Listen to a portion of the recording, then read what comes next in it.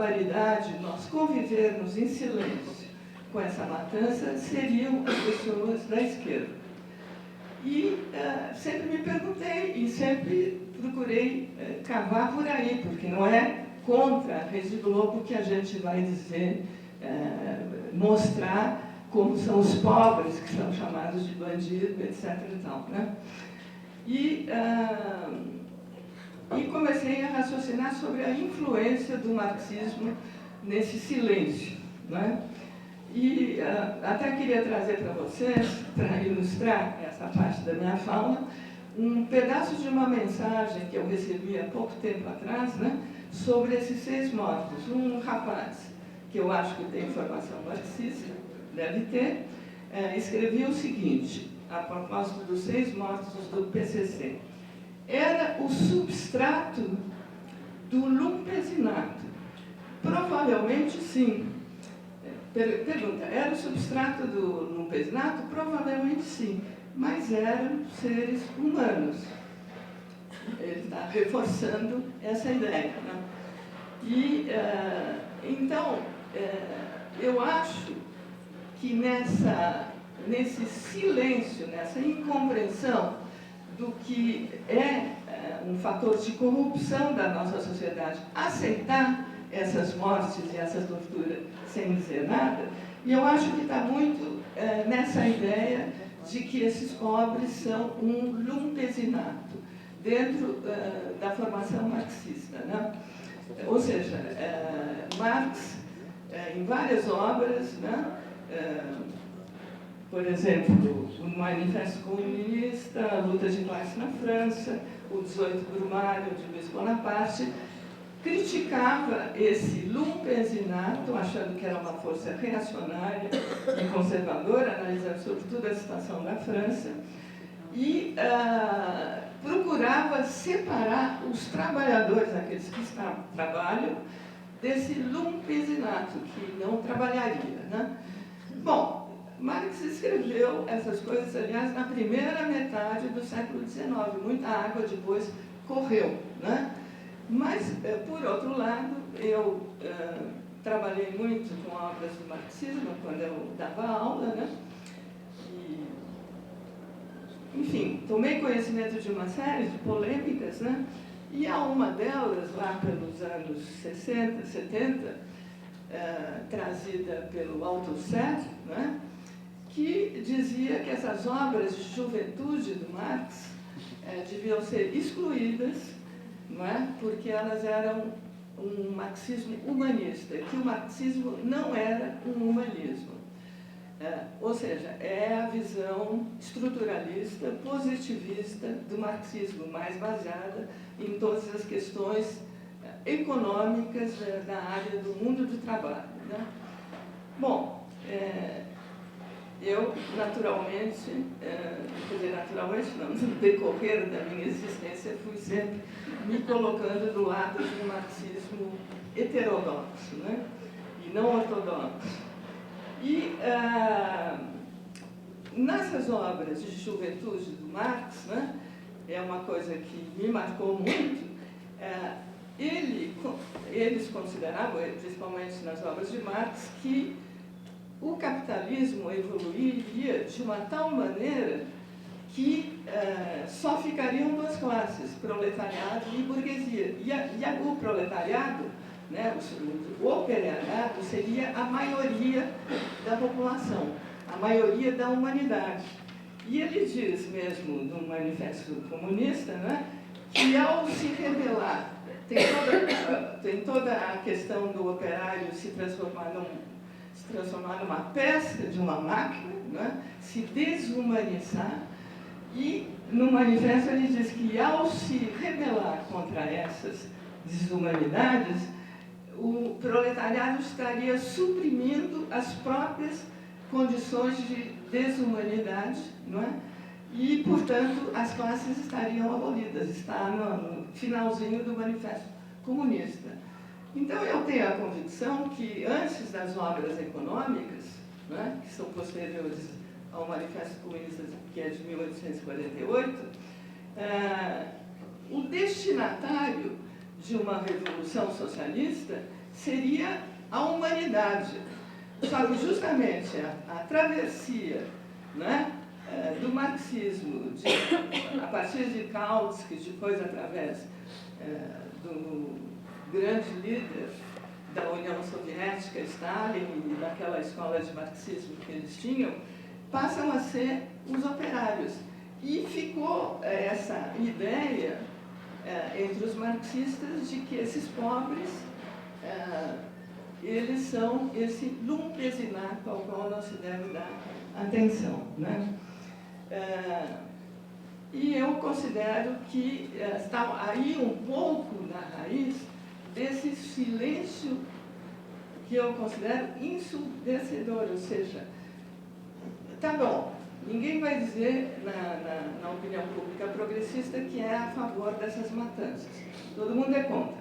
Mas quando vai se falar de política, essa questão desaparece completamente, essa questão fica nas páginas policiais e não é incorporada como um elemento extremamente importante da nossa sociedade, porque não é só os pobres que são vitimados.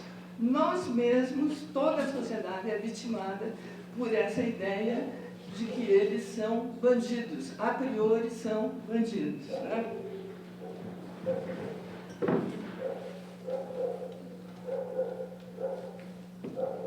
E, para finalizar, né, queria fazer um comentário sobre o que disse o Paulo antes de manhã, que as lutas por direitos humanos são defensivas.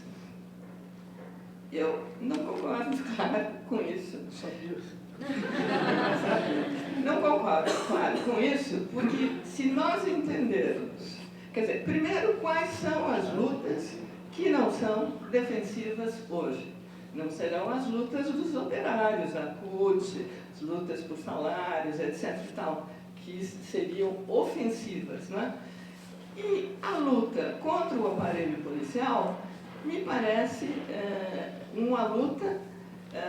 Por quê? Porque eu entendo a nossa luta e eu acho que eu não sou a única que entende isso, a nossa luta por justiça e por punição vai trazer exatamente, vai recuperar essa ideia de que tortura é um crime de lesa humanidade e execuções sumárias da maior ilegalidade, sem julgamento, etc., faz parte dos crimes de lesa humanidade praticados pelos agentes do Estado. Então, entendendo essa luta de ontem, a impunidade de ontem, ligada à luta contra a impunidade de hoje, contra o Poder Judiciário, que raramente leva à punição dos policiais que praticam crimes, né, hoje, no pós-ditadura, né, me parece que não é uma luta pela derrubada do poder. Acho que eu gostaria de saber qual é o setor que pode lutar pela derrubada do poder, mas pode ter ações que violam as regras. E eu acho que algumas das ações que têm mostrado isso são as ações de esculacho e de escracho. Se essas ações entenderem, como eu acho que acontece com a Frente de Esculacho Popular, que os crimes de ontem estão diretamente ligados aos crimes de hoje, eu acho que elas podem representar nesse Brasil terrível, alguém falou aqui, não sei quem, democracia de merda, né? Então, estou citando. Podem representar, não sei se é uma luta ofensiva, porque não, mas alguma coisa que mexe e pode mexer com a consciência das pessoas, primeiro da opinião pública progressista, para que ela assuma e inclua nos seus raciocínios políticos a convivência que nós estamos tendo em silêncio com essa barbaridade que acontece no Brasil contra os pobres exclusivamente. É isso.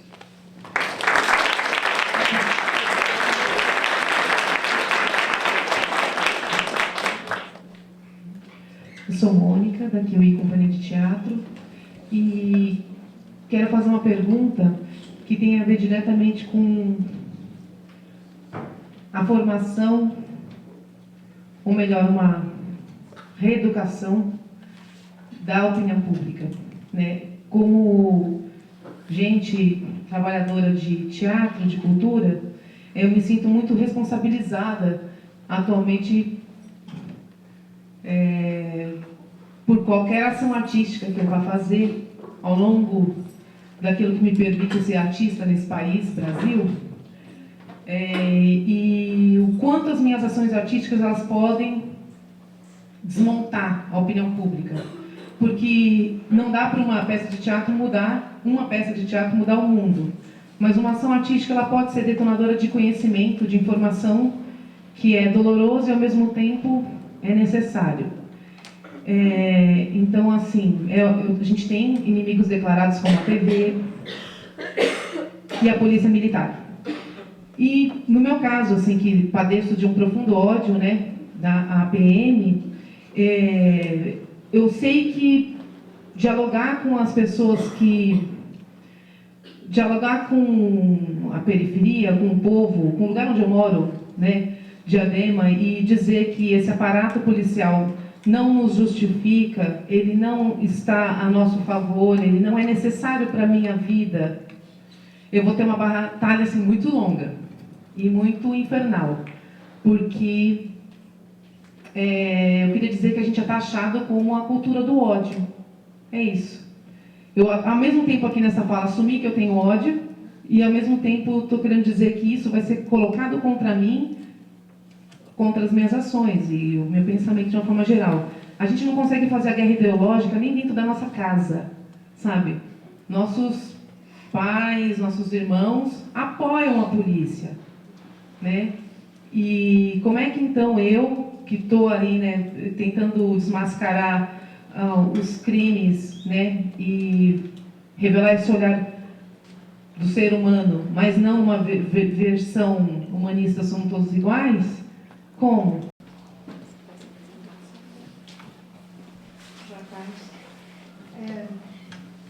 Vocês mencionaram algo sobre lutas pelos direitos humanos e alguém mencionou mais cedo que são defensivas.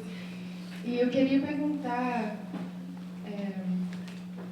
o que vocês acham, nas suas opiniões, com sua experiência, de quais são umas ações que poderiam ser feitas para fortalecer movimentos, grupos de defensores e defensoras para que está faltando, que pode ser seja capacitações, maior conhecimento jurídico. Claro que vem de muitos ângulos, muitos lados também, falta de capacitação suficiente com policiais, vem do Estado, vem de muitos ângulos, mas com a luta de defensores e defensoras, o que vocês acham que são algumas áreas que podem ser trabalhadas, fortalecidas ainda para ter maior visibilidade e maior sucesso com lutas políticas que estão realizando? A violência doméstica, a violência sexual, a violência chamada de gênero, né, que é essa construção social aí dos sexos.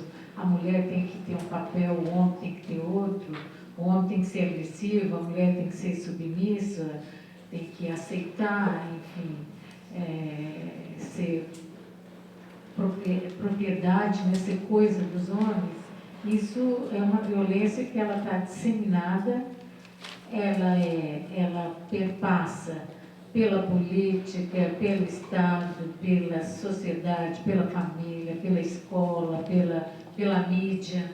A mídia, as mensagens são extremamente violentas e como é naturalizada, é como se fosse isso é natural, porque dentro da esquerda eu vejo assim, ou a esquerda acha que é natural e nem dá visibilidade, nem enxerga, nem enfrenta, ou então acha que é para depois que resolver determinados problemas estruturais, é que nós vamos resolver os problemas. Tem aquela ideia, né, assim, aquela interpretação meio, primeiro os problemas de infraestrutura, depois da superestrutura, né, quer dizer, essas questões são culturais, então é assim mesmo, né? Fazer o quê? Né? E com isso, as mulheres são assassinadas, né? O Brasil tem um índice assim de a cada 2 horas uma mulher é assassinada por violência de gênero, né? A cada 24 segundos uma mulher é espancada, né? A Marcha das Vadias mostrou só o estupro registrado nas delegacias, ela não mostrou tudo, é 15 mil estupros por ano, né? Então, essa é a realidade que a gente vive. E essa violência, essa pequena violência que você fala, essa violência crônica contra as mulheres, essa violência traz às mulheres muitas doenças para as mulheres, né? A gente sabe que hipertensão, insônia, dores de estômago, enfim, medo, esse medo traz até na negociação de fazer o sexo, muitas vezes não usa uma camisinha, os DSTs e AIDS são muito mais vulneráveis para as mulheres em função da falta de poder para negociar na hora da relação sexual.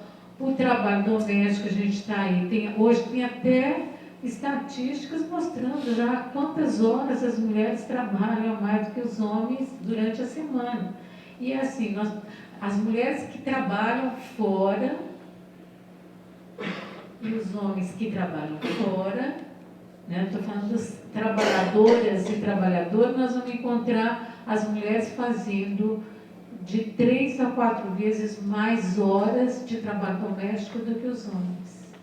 E o tipo de serviço também. Os homens geralmente fazem um trabalho que é ajuda, é um apoio. E das mulheres o trabalho da responsabilidade única e exclusiva delas, né, como cuidadoras. São as mulheres, enfim. Não é por acaso, você pega o relatório de saúde da mulher de 2007 do Ministério da Saúde, a primeira causa morte das mulheres é AVC, acidente vascular cerebral. A segunda causa nesse relatório é a AIDS. E a terceira é homicídio, que eu falo assim, esses homicídios, a maioria deles é femicídio, ou seja, o assassinato de mulheres em decorrência da violência doméstica, familiar, sexual contra as mulheres. Né?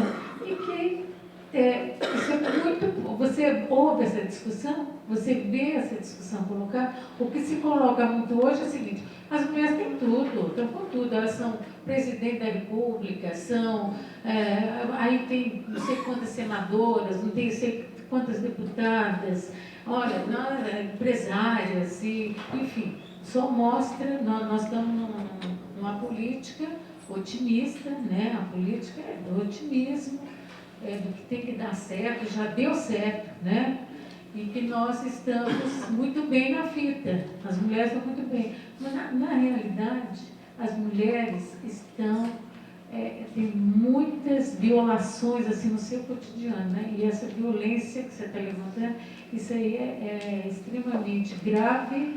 Isso afeta não só a própria mulher, que está diretamente a vítima dessa situação, mas toda o entorno dela, né? Porque eu tenho muita gente que depende das mulheres, que elas são as cuidadoras, elas... ninguém, né? Aquele negócio, ninguém sai de casa sem uma roupinha limpa, né? Para trabalhar, quem é que faz isso? Um cafezinho, quem é que faz isso? Né? Então vai somando, e olha a esposa, eu acho que as mulheres, eu estou falando das mulheres morrem de AVC, AIDS e violência, que é homicídio, eu estou falando das mulheres em idade reprodutiva, viu? Não estou falando das velhas, não. Porque muita gente, não estou falando das velhas. Estou falando das mulheres de 15 a 45 anos de idade. Ou seja, nenhuma delas podia morrer de AVC, DST, nem homicídio, que são mortes evitáveis, gente. Se tivesse políticas que considerassem de uma forma integral a cidadania das mulheres, né? Então, isso é muito grave, né? Não é pouca coisa, não, né? Bom, mas a gente vai tocando, que nosso tempo aqui, né, está indo para frente. A questão do STF que ela levanta, eu levantei isso, porque eu também acho muito grave. Porque as mulheres que, no caso, são as condições familiares, a maioria é mulher, viu, gente? Vocês viram um homem aqui hoje falando, mas dificilmente é homem. A maioria são as mulheres. Aí você vê o seguinte, nós, então, fomos lá com a nossa camiseta, nós temos uma camiseta de guerra, que eu falo aqui da luta, você põe lá a foto, fulano, desaparecido, tal, não sei o quê. E eles mandaram tirar essa camiseta, como se estivesse ofendendo a integridade daquela corte, que é a Suprema Corte do país. E como é que o Lula, que na época de 2010, o Lula era presidente da República e, portanto, é o chefe do Executivo. O Executivo é um poder, né? O Judiciário é outro. Como é que eles jantam juntos? E o que eles discutiram naquele jantar? Vamos anistiar os torturadores, porque inclusive já tinha a Advocacia Geral da União, que é o advogado de confiança da Presidência da República, que era aquele Antônio Toffoli, né? Acho que é Antônio que chama aquele homem, já tinha dado um parecer defendendo a anistia para os torturadores, já tinha dado antes. Ou seja, foi lá falar, o negócio é esse aqui. Então, é isso que eu estou dizendo assim, como é que é expor essa relação, como ela é sem ética, pelo que a gente estuda, a gente não estuda o Estado Democrático de Direito, tem 3 poderes, não faz parte, e que um tem que respeitar o outro, né? Não tem uma relação harmônica entre eles. Olha, gente, se a gente estudar isso não está acontecendo. É isso que tem que mostrar que está acontecendo e a gente tem que cobrar isso. E eu acho impressionante que muita gente que lá nos anos 80 estava comigo, brigando, exigindo essa coerência do Estado, como é 2010, já não estava mais, entendeu? Já passou para o outro lado. É isso que eu acho que faz com que a gente reduza o nosso poder de mudança, porque se a gente está... alguém falou isso na primeira mesa, quer dizer, quando a regra, a questão do golpe do Paraguai, né? Porque quando está a nosso favor, tudo bem.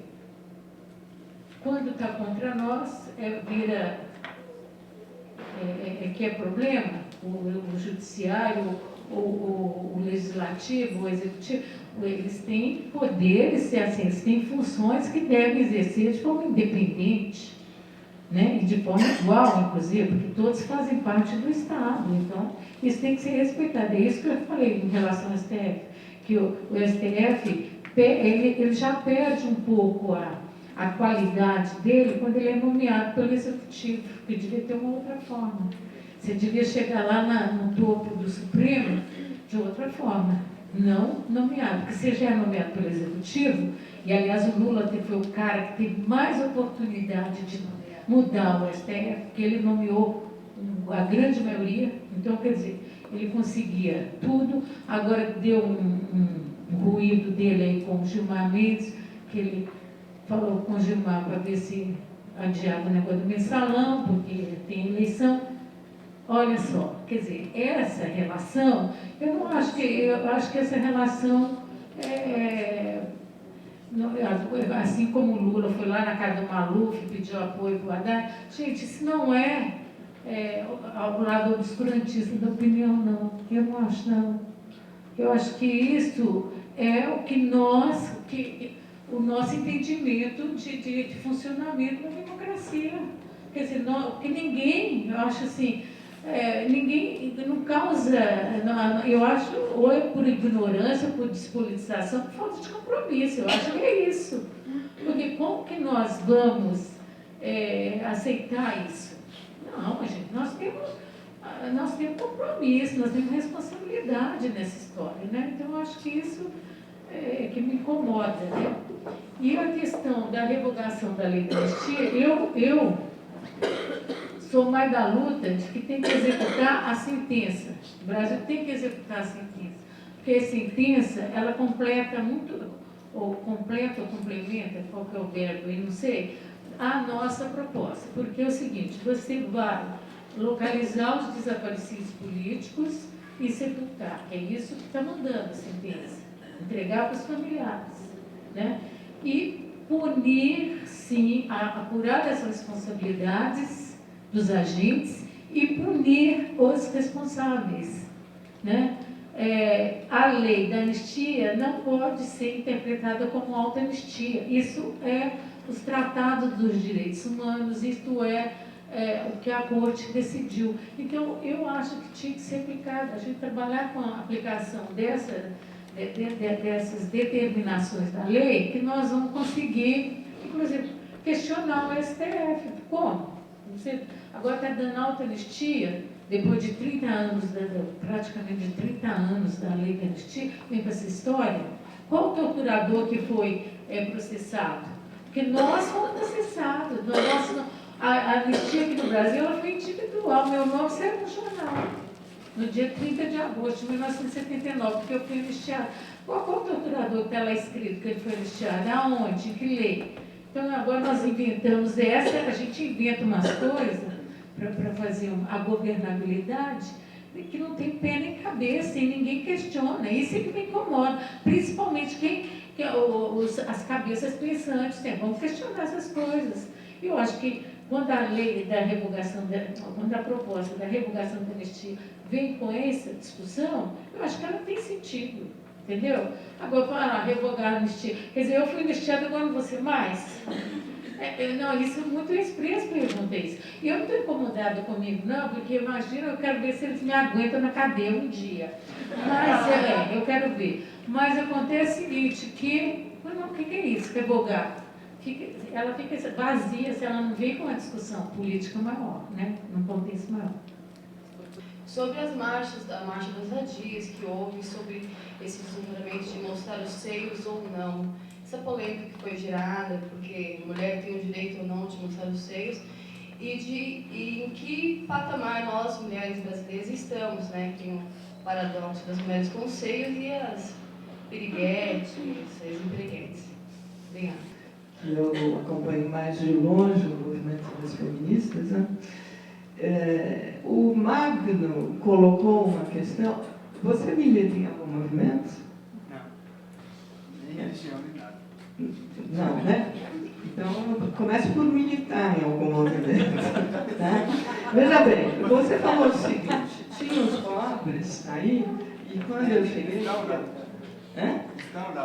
Então, quando eu cheguei, tinha uma fila imensa, com muitas mulheres e até homens sentados na rua e que estavam visivelmente esperando comida. Acho que ali tem algum órgão que entrega comida, né? Talvez eles não precisem apenas de comida. Bom, mas veja bem, nós estamos aqui...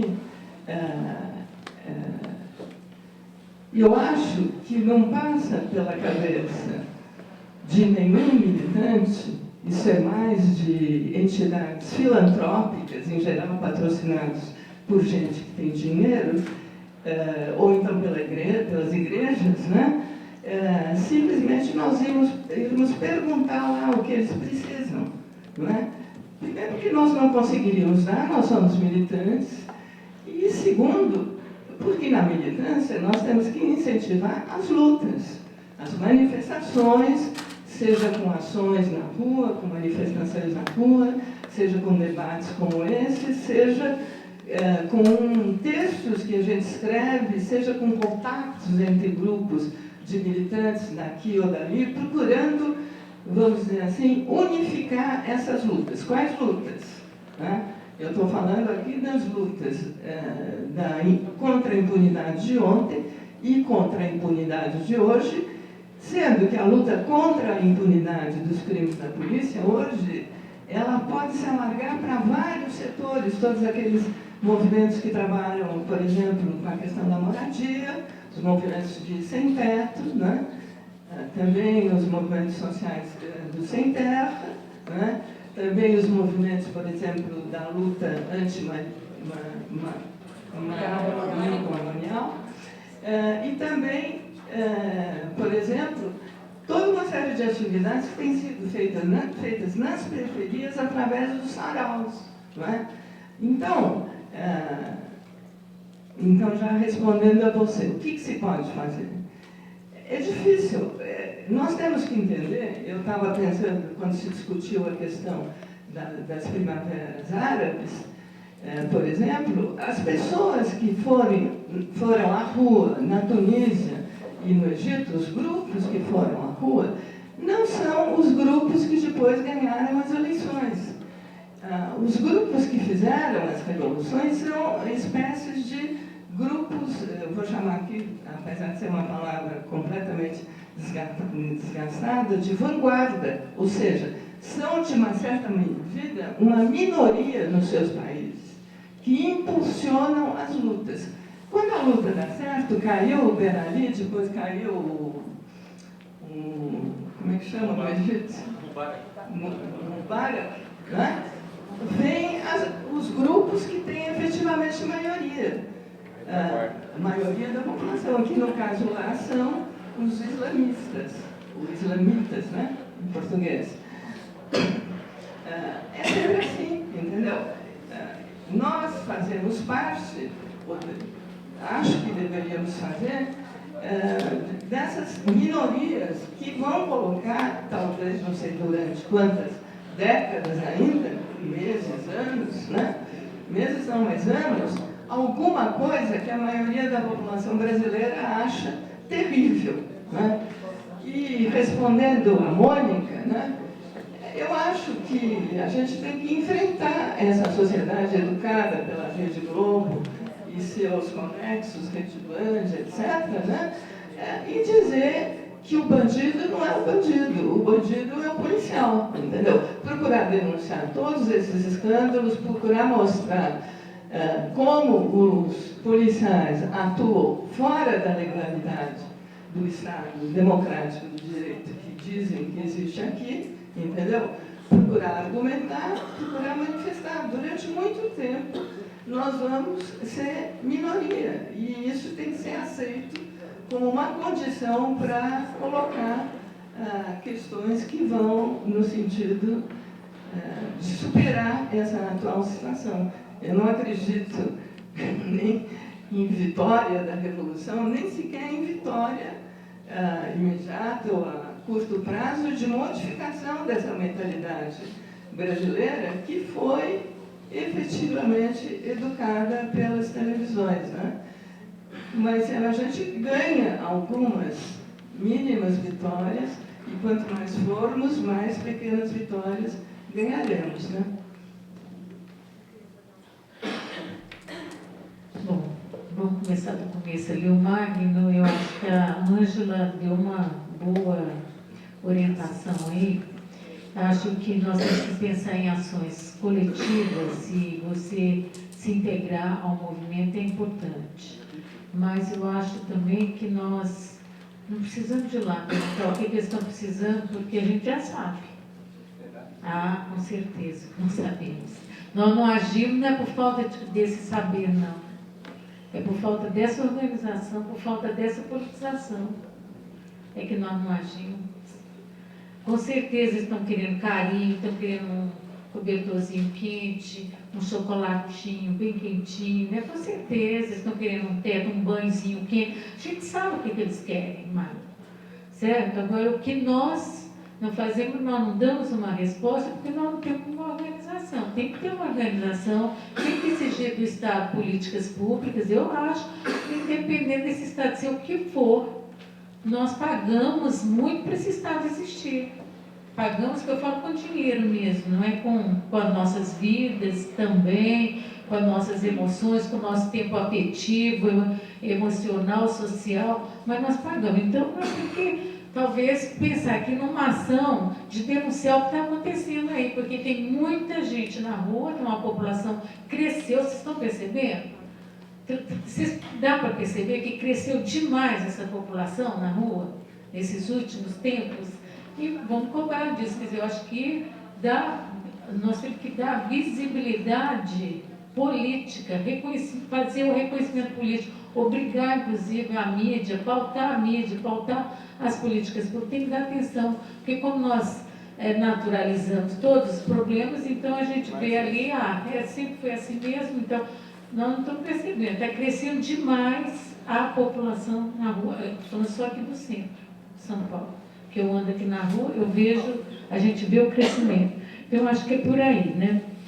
A Mônica, eu acho o seguinte, eu trabalho com polícia também, tá? Eu faço esse projeto Maria Maria, já dei aula para policial, já fui dentro de quartel, e é um terror. É um terror. Quer dizer, a disciplina, a hierarquia dentro do quartel, gente, é algo desumano. Vocês não podem imaginar. É coisa que não... ali você só pode, você sai, você entra gente e não sai. Não dá para você ser gente no sentido de... Você não pode... Olha, a primeira vez que eu entrei no quartel, eu entrei com 500 caras sentados. Eu entrei com o major. Quando o major entrou comigo, assim, todo mundo fez... Bate assim, escotuna aí no chão. Gente, eu quase que eu corri. Eu falei, gente, eu vou correr buscar isso aqui. Eu fiquei apavorada, entendeu? Quer dizer, e é tudo assim, ó. Entendeu? Quer dizer, ele não conversa com você, não tem um diálogo. Eu sou ser humano, você também é, gente. Qual é a sua? O que você está precisando? Entendeu? Não é. Eles são... isso é tão forte, e isso vem, inclusive, nas Forças Armadas também. Porque a gente fala do policial que anda aí na rua, esquece desses militares, esses generais, esses aí, é um terror, entendeu? Então, eles, tanto é que eles é que fizeram o estado de terror aqui no Brasil, o terrorismo de Estado, não existe terrorismo de Estado sem a participação direta dos militares, não tem como.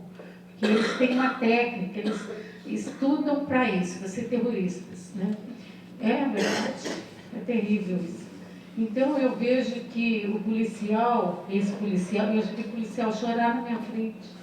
Eles são humanos, A gente tem que ver, você entendeu? Você tem que ver o sistema que forma esse aparato, né? Esse aparato, esse policial, eu estou falando desse policial que está aí na rua, esses PM que foram construídos, porque com a ditadura militar houve uma mudança, inclusive na formação da Polícia Militar. A Polícia Militar passou a existir, ter uma formação de práticas repressivas altamente violentas e truculentas, né? Então, essa matança toda que a Ângela está colocando aqui, isso tudo foi construído num processo fortalecido, num processo da ditadura, assim. E eu, por exemplo, eu conversei, e o policial, eu conversei com aquele diretor do Brasil, sabe aquele diretor que prendeu a moça na maternidade, algemou a mulher, lembra disso? Foi agora, há pouco tempo. Uma mulher grávida, ia ter o bebê, então ele algemou uma presa. Eu conversando com ele, fui conversar com ele. Ele chorou. A situação dele, ele chorou mesmo, ele falou, não sei o que eu faço, eu vou ficar louco. Porque se eu deixar a mulher lá, a mulher foge. Se ela fugir, eu que vou ser punido. Então, em vez de eu ser punido, eu pego e amarro a perna dela lá, depois lá na algema, assim, entendeu? Então, quer dizer, nós estamos num ciclo vicioso muito forte. A gente romper esses elos aí, romper essas barreiras todas, porque nós temos que pensar nisso. Eu acho que tem que pensar nisso. Nós temos que enfrentar. Como é que nós vamos enfrentar? Nós vamos enfrentar a polícia, toda hora nós estamos enfrentando essa polícia. Você viu o Arbex falando lá antigamente, lá em São Bernardo, quando nós fomos lá na greve dos metalúrgicos, que a polícia veio em cima de nós e nós falando mesmo. Você tem coragem de me atingir? Eu posso ser sua irmã, você vai matar a sua irmã, vai matar a sua mãe, vai matar a sua prima? E eles ficavam olhando para nós, eles olhavam de cabeça baixa, eles ficavam com medo.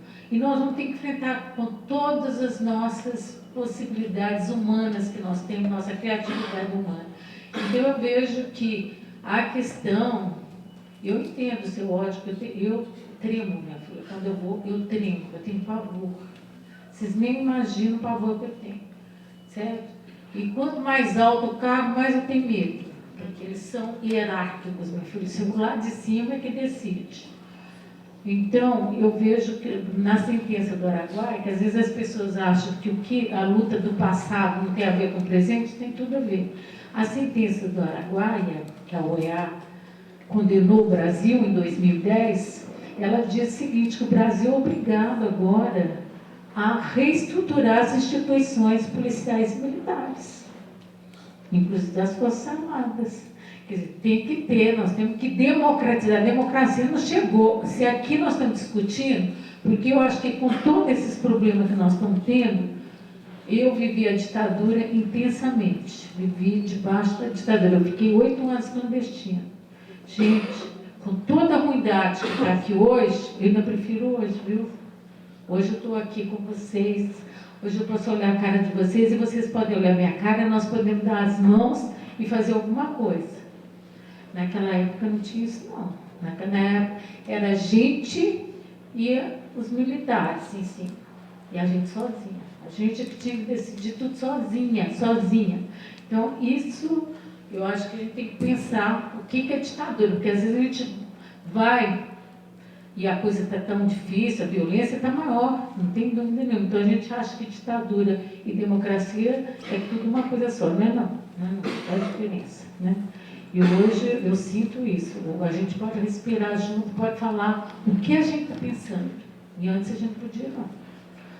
Agora, a polícia, não sei como, minha filha, não sei como, mas eu luto pela execução da sentença da OEA.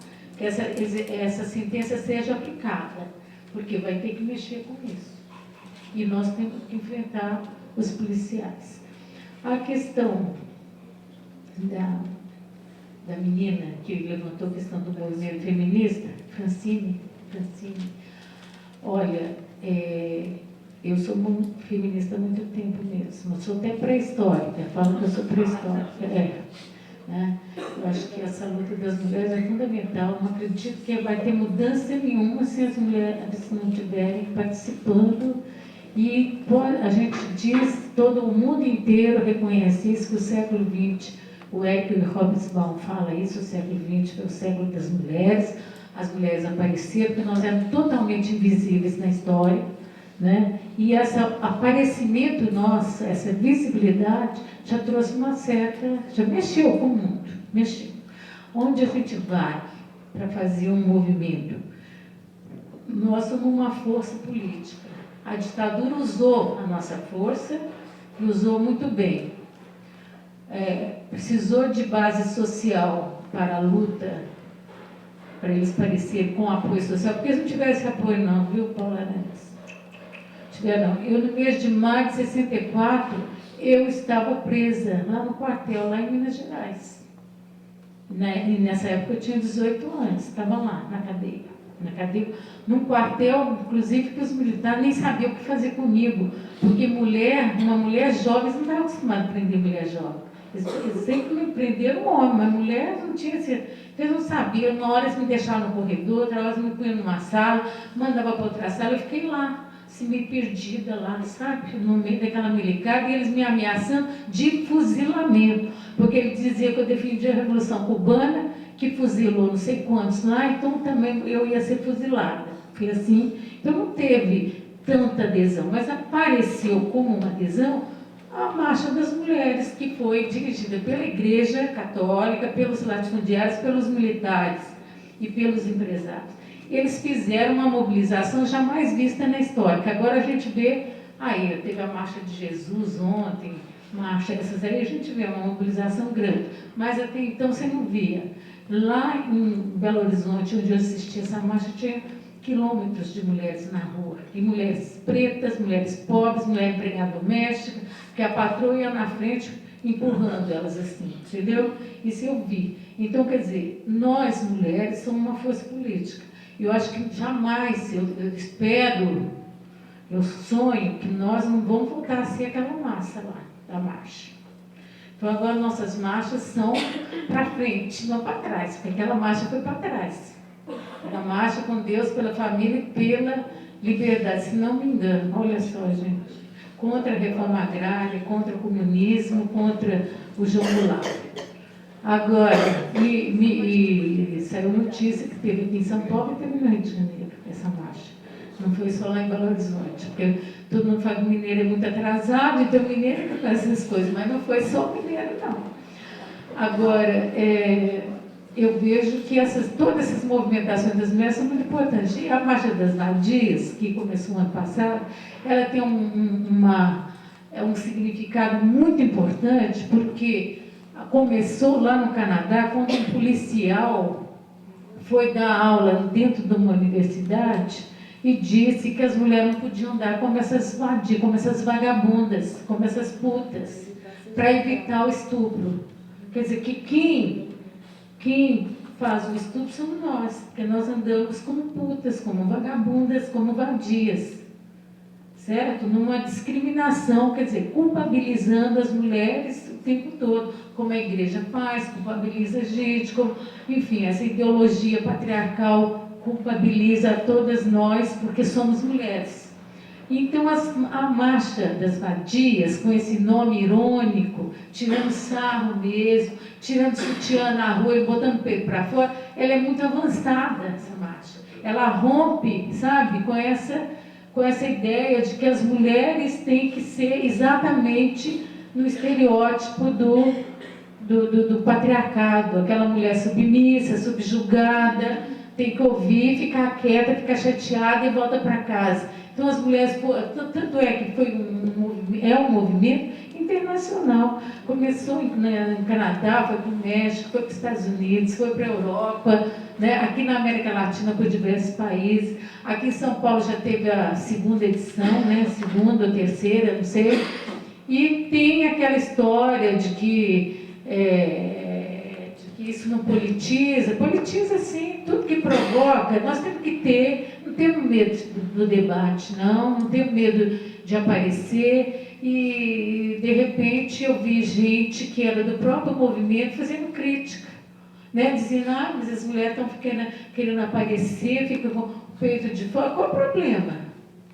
Nós temos peito, então nós vamos botar os peitos de fora, entendeu? Eu acho que essa...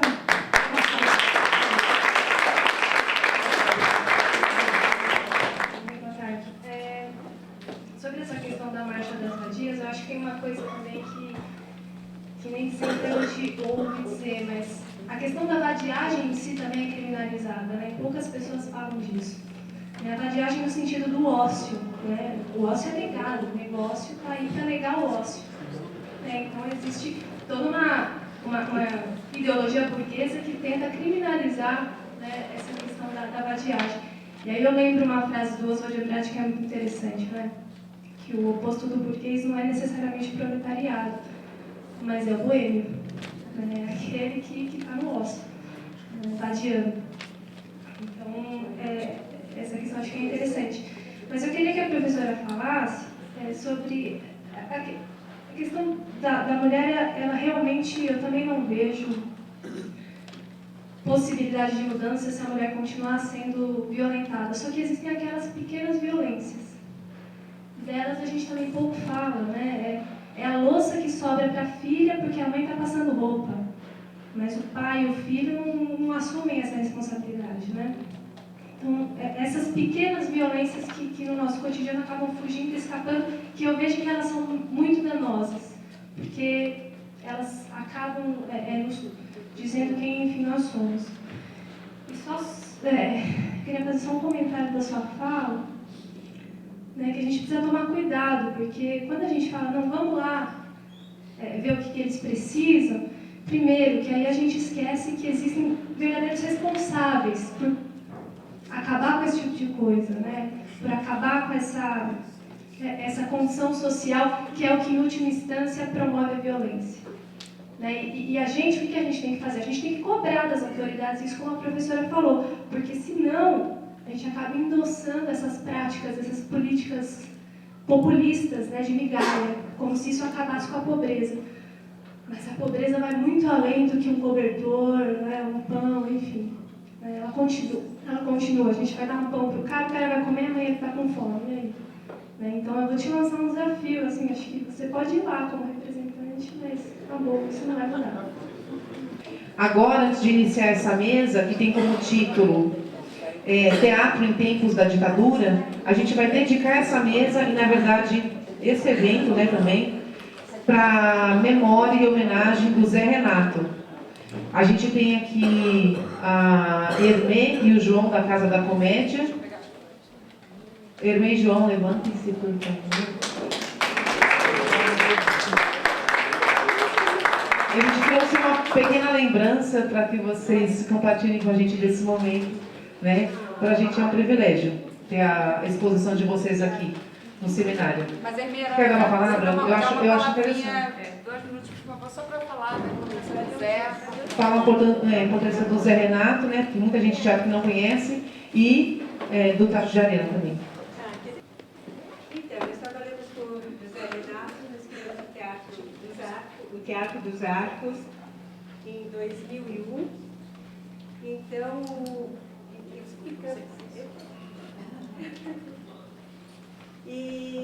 bom, aí nós somos de escola com o Zé Renato, que estava no Teatro de Arena, que acho que tem livro, todo mundo sabe. Aí fizemos, quanto tempo? 10 anos, né?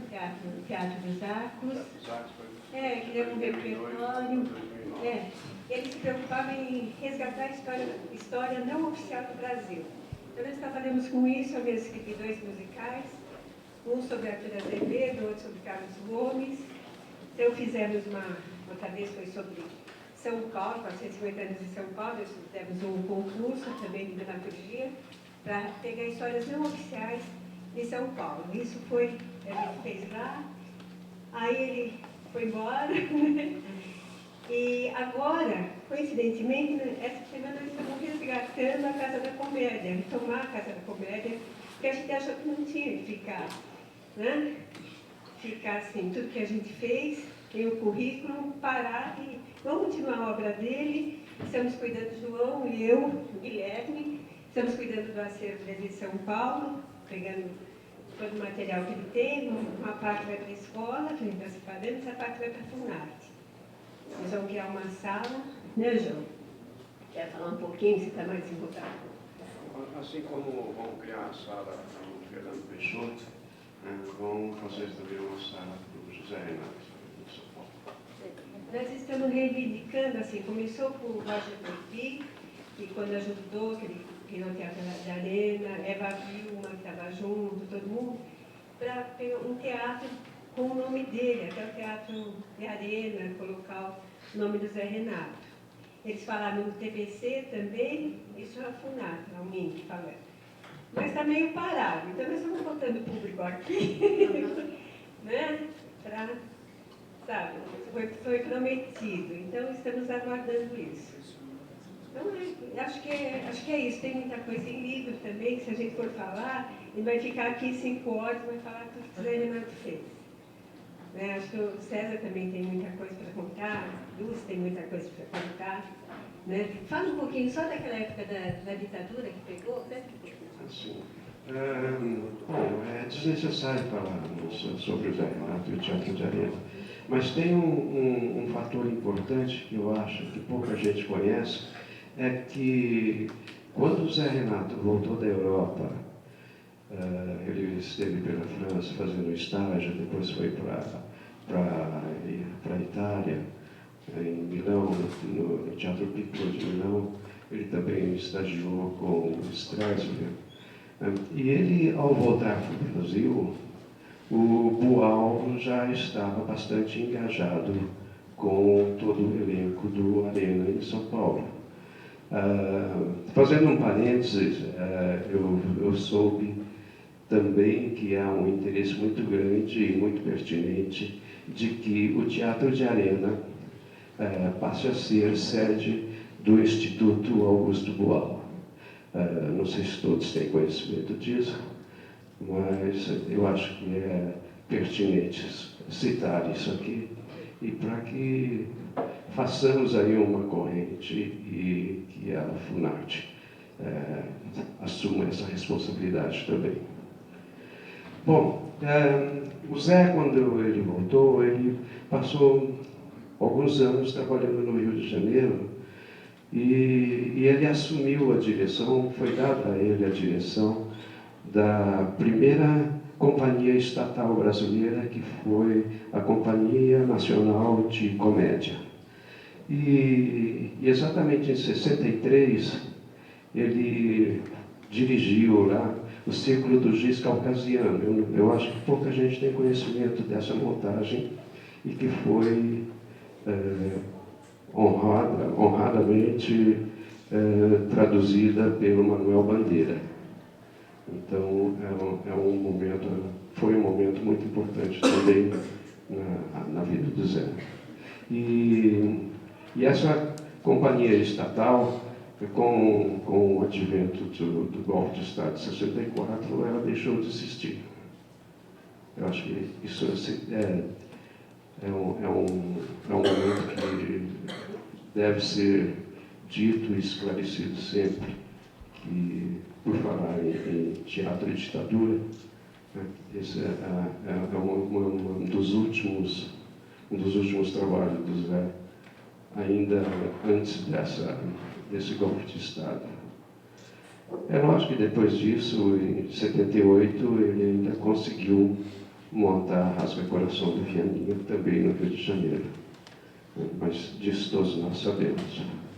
Eu acho que era isso.